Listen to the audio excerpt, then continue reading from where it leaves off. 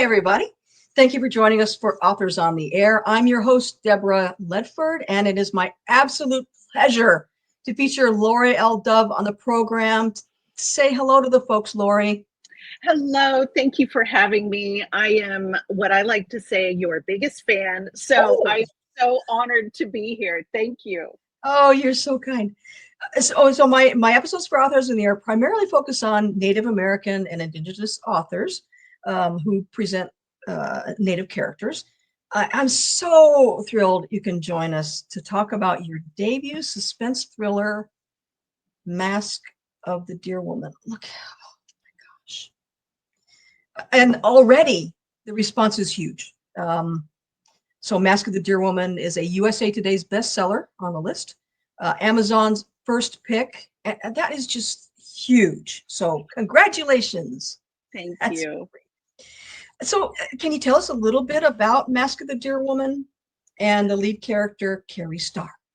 Yes, I would love to. So Carrie Starr is an ex-Chicago detective who leaves town in a fog of grief to take a job that she really sees as a job of last resort. She's just trying to find somewhere to lay low and get her life back together. And where she ends up is on the Salaqua Nation, which is a fictional reservation in Oklahoma, right over the Kansas state line, where her father was raised. And once her father left, he didn't really speak of his life there, and she's very disconnected from that. And so when she returns there as a tribal marshal, a BIA tribal marshal, which builds tension into that situation already, she is almost immediately confronted with a missing college student from the reserve. And this really propels her into not only the culture and the community, but into her own grief and ultimately into a hopefulness. Right. And as you mentioned, Carrie Starr is a former Chicago detective. And, it's because of past incidents. She's pretty much at the end of her career opportunities, right? A tightly wound garage door spring ready to snap is what I say in my reviews. Her last gap is now as a gasp is as a Bureau of Indian Affairs investigator. I'd like to read just a little example of where Carrie's journey is pretty much now from chapter 7. Hold on one.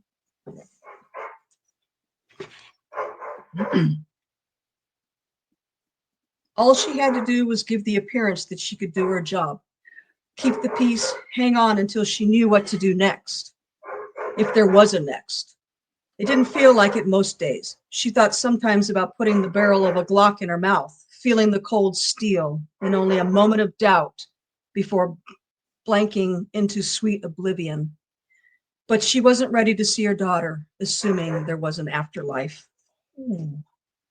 That is so powerful. I mean, you drop us directly into Carrie's mindset for what's to come. Yes. And I really feel like she is, for me, so many of us, she, like so many people I've known, walks through this terrible time in her life that she doesn't know how she'll ever recover from. And yet she gets up every day and does it anyway. And I think that's such a beautiful thing that I have witnessed in people as well. And so that was really important for me that we can walk alongside her in that. Oh, yeah, it's so powerful. And how did you decide to have her journey be from a, like a department officer to an investigator with a governmental agency? How did you go? Because that's really smart. Oh man. Oh, well, thank you. I appreciate that. Well, what I like are the contrasts in the book, and any way Mhm. that I can engage in those contrasts and kind of peel those layers back, I enjoy doing. So to come from Chicago and a whole different environment to Oklahoma to, where everything is different for her. She's never been there. She has no experience there whatsoever. Right. And, It's her or at least father. It's her father's reservation where he grew up. yes, Right. she does later learn something that surprises her, but when we start the book, she's like, I've never been here, and she felt like maybe Her father's association kind of gave her an edge to be able to get that job. But that's as far as she's thinking. And then Mhm. once she's there and really becomes immersed in the job and really all of the things that carry a person past doing a job, Oh, that she really becomes a person who wrestles with where do I belong, and can I belong here, and I want to belong here. So we kind of see this evolution that she has. right. Yeah. She has a place there too. Carrie's BIA assignment is to find a missing Native woman who has vanished on the reservation while researching a colony of rare beetles that could potentially shut down a profitable business venture. That is so fascinating. I mean, how did you decide on the insect element rather than like, pipelines and stuff like that? Yes, Wow. I love that aspect of it. I think I'm Right. just naturally drawn to those things. I grew up on a farm, and so I've spent my whole life with animals of every ilk, and I love researching biology driven information about species. And to be able to research this American burying beetle that's in the book was, I don't even really know how it came to me, except it was just almost downloaded. It feels like I must have run across something that later popped up in Right. my mind. Right. And the best thing that happened was when I went to my book launch, a woman came through the line to have her book signed, and she has actually worked with American burying beetles at our zoo What? and was like, this is spot on. This is Oh exactly what man. they're like. Oh yeah. So that felt good. That's a gold recommendation. Yeah. Wow, that is, I mean, yeah. How did you, uh, so I guess really, since it is, Mask of the Deer Woman, the next thing I want to know is, what's the significance of the Deer Woman, right? And how did you come up with that element as well? Yes. Well, I'm a career journalist, and my career was really built on research and Mhm. being able to tell other people's stories, which was felt like important work. And I've carried a lot of that into this fiction writing with me. And it was really um, something that came up in my research. But what I liked about it for this story is that it allowed me to reinforce at many different levels not only the danger that women and young women are in this community and others like it, but also that this is a generational danger, Right. and that through this story of Dear Woman, we're able to see not only the terrible outcomes of it, but feel some justice for it. And that's Right. why I loved, especially about Dear Woman, because as the mother of daughters, I have had these feelings over the years of justice, of an impatience to wait for justice through any system. And really, that's the story of a people who often haven't received any kind of justice. And so to have Dear Woman be able to mete out those consequences Uh-huh. was really satisfying in the story. Right. Yeah. Yeah. Because I mean, if there ever is justice, it takes so long, right? Ugh. Right, right. Let's let's get into Carrie's character. Mhm. She has been through unimaginably hard times. I mean, losing her daughter, her job, her colleagues, her friends, truly everything, Mhm. everything. And it's so brilliant how you show us how Carrie progresses throughout her journey. And it's a really short journey. I mean, this is a fast timeline. She's going, throughout the journey, she's trying to right a wrong, right? Mhm. And also get a bit of retribution. Mhm. This is a very broken woman. Mhm. And it's a struggle, each location and scene as to how the book progresses. I mean, it's like, honey, just keep going. We feel for her so much. Yes. Well, it was important for me to show, I think, this particular strength that women have, where the entire weight of the world, their family, their personal experiences, there are moments when it is overwhelming and suffocating. And it takes an incredible strength to get out of bed and keep going. And I think what happens with her is something that is kind of a universal experience, which is she finds something outside of herself that Mm. matters. And by pursuing that so diligently, really, she awakes in herself something worth living for. Right. And it's, shall we go into a little bit about the core of her loss, her Oh, heart? sure. Yeah, yeah, absolutely. So, right before she left Chicago, her 17-year-old daughter was found dead. In fact, she found her. And as you can imagine, the trauma of this event. And she was a mother that really was diligent in trying to protect her daughter in a Mm. thousand different ways. And there was a momentary lapse in her oversight, and then her daughter dies. So you can feel her take all of this on Right. herself. And then she does carry out her own justice. And, because she was so well thought of and had friends on the force, she was just kind of secreted away from that situation in a way, and that was a mercy, she feels like. But here she has a chance for redemption, and that story of her daughter really becomes the story of all young women for her as she proceeds in this new career. Right. Yeah. Trying to right wrongs that can never be. Yes. Like, was that, how was that going to that place? I mean, was that a Mm. darkness that lingered with you, or did you break through Yes, it?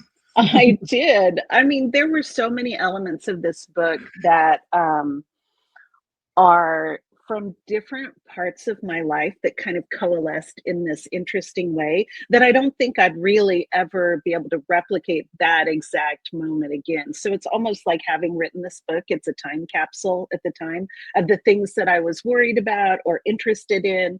And so it's lovely in a way to have that record of it. But what I really liked about Starr was her perseverance. And as someone who's written many wonderful books, you may understand that that perseverance is mirrored in all kinds of ways, from the author who is sitting down to write that story again and again, not knowing exactly what's going to be the outcome. Mhm. And that's often reflected in our lives. And at the time, I had all of these daughters going out into the big wide world, and they are capable, brilliant, smart young women, but I'm Uh-huh. still their mom. So I had all of these fears. What if I let my guard down even for a moment and something terrible happens where it's just one of those chance encounters or a fluke, or I just wasn't paying enough attention. Right. And that really played out in the book. Hmm. And was what you're talking about is if I let my guard down, is that something that you would thought of previously, or as they're now going out, Mm. is that when that idea lit? That idea really coalesced in the book because I find myself, yeah, I like to just write and see where the writing takes me because it surprises me. Okay. And when I start surprising me, then I'm like, oh, we're really on to something. Oh Because yeah. I think there's so much that bubbles up that I can't use my thinking mind to really get Right. down in the right way.